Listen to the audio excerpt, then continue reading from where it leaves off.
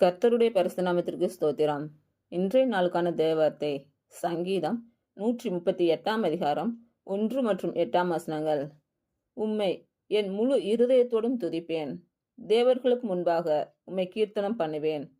கர்த்தர் எனக்காக யாவையும் செய்து முடிப்பார். கர்த்தாவே, உமது கிருபை என்றும் உள்ளது. உமது கரத்தின் கிரியைகளை நெகிழ விடாதிருப்பீராக. இன்று பிறந்த நாள் மற்றும் திருமண நாள் காணும் அனைவருக்கும் இயேசு கிறிஸ்துவின் நாமத்தினாலே வாழ்த்துக்கள்.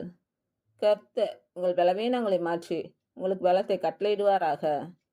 கர்த்தர் உங்களையும் உங்கள் பிள்ளைகளையும் உங்கள் பிள்ளைகளின் பிள்ளைகளையும் ஆசீர்வதிப்பாராக.